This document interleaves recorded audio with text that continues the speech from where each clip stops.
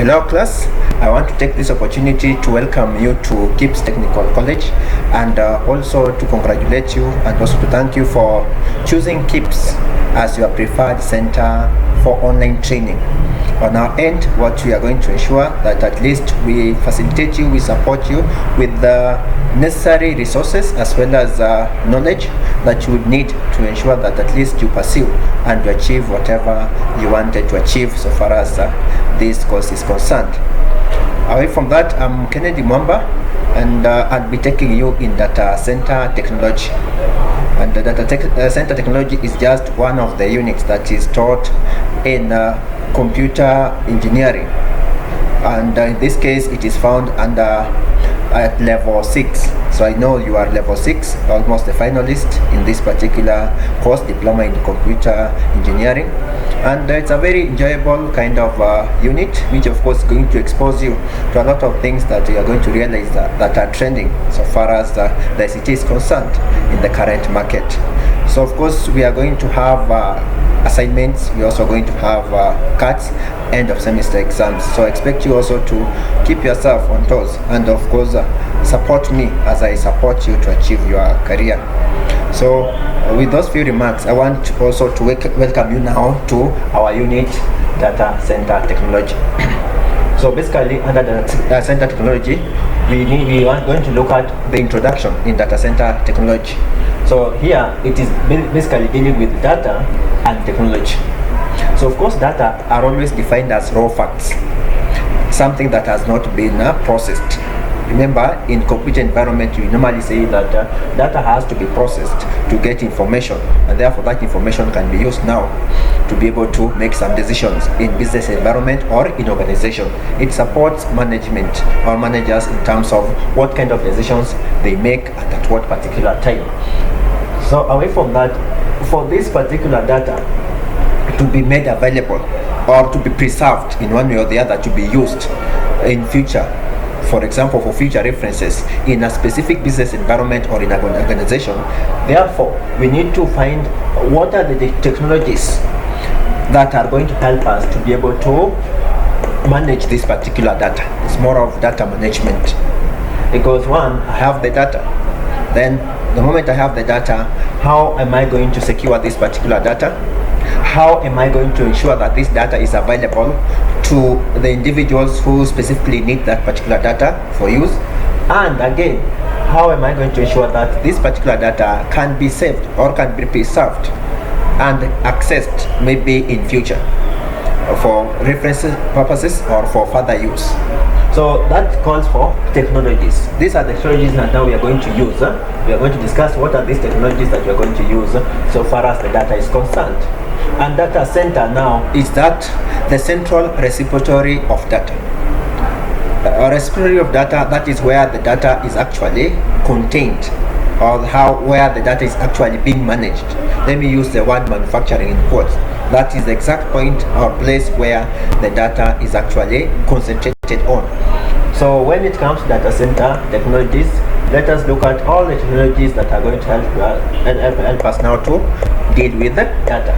So that's why we are going to understand at the end of the day that you should be in a position, once you are done with this particular unit, data center technology, to plan a project in order to deploy resources in a data center environment. So that is a data center environment. That's what I'm talking about. Data center environment is that particular environment where data is actually contained, or that's where data is actually being sourced from.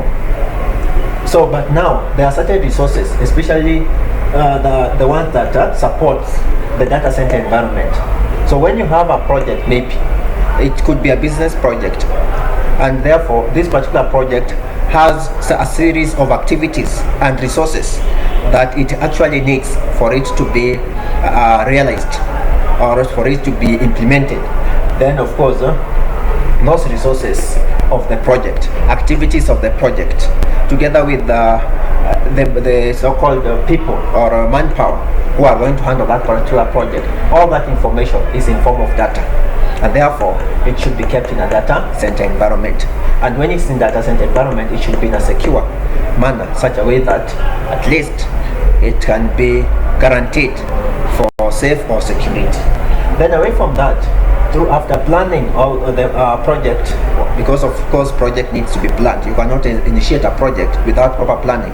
You have to identify the kind of project that you want to do, what are the activities involved in that particular project, what are the resources required of that particular project, what kind of duration are you going to spend in terms of implementing this particular project. So that's more of planning.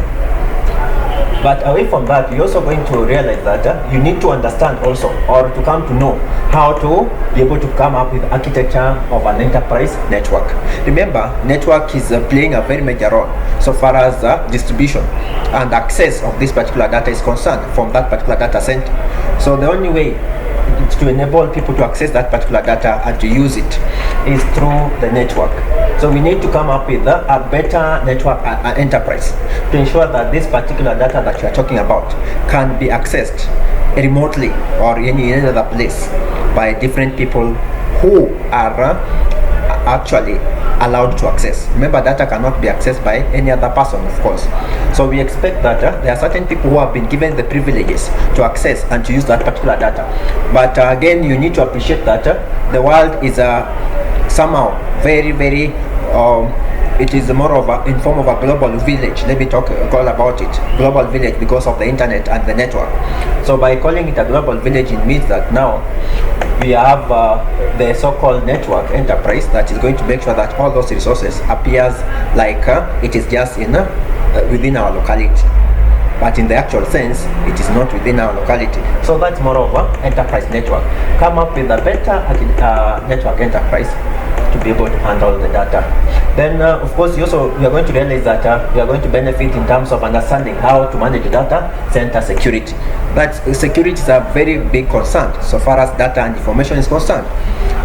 There is a very competitive business environment outside there, to the extent that if you don't secure your data, then definitely your competitors can be able to access that particular data and use it against you. Therefore, it will be very relevant of you to implement what their competitors have already implemented. So we need to find a way of securing this data. Security now in this case does not mean that people cannot access it. It means that it's a way through which it is protected against unauthorized access. We have people who are supposed to access and people who are not supposed to access. Then that security is very important. How do we secure our data center? And remember, this data center is now becoming a very core part because that is where data is. It's just like in your house. How do you secure yourself in your house? Because the house, that is where your family and your loved ones are. So you need to provide security to within that environment. Like now in data center, the data center is now serving as our home, or our house, and therefore it houses what? Data. So what do? We need to find a way of securing our home or our house, because we know that we have the data in that particular environment. Then of course finally, deploying a storage provision to a network. How do we deploy? Deploy it means that more of implementing or putting into use that particular storage provision to a network. Because now we have the data center itself, which was serving as a storage provision. But how do we ensure that at least we can now take our storage provision or take our data center and now put it in the network? So there is also a procedure and a protocol or a certain activities that you're also going to learn to ensure that at least we can now actually deploy our storage provision to a network for the purpose of what? Ease of access by different individuals at different locations who have actually been allowed to access and use that particular what?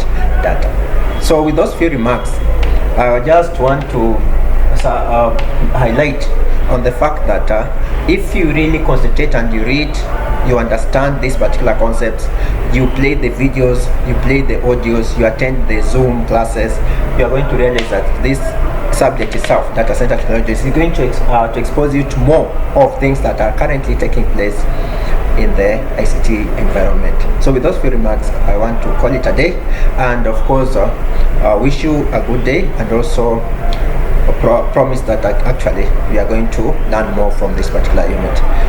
Thank you so much, and may God bless you even as you meet in our next class. Thank you.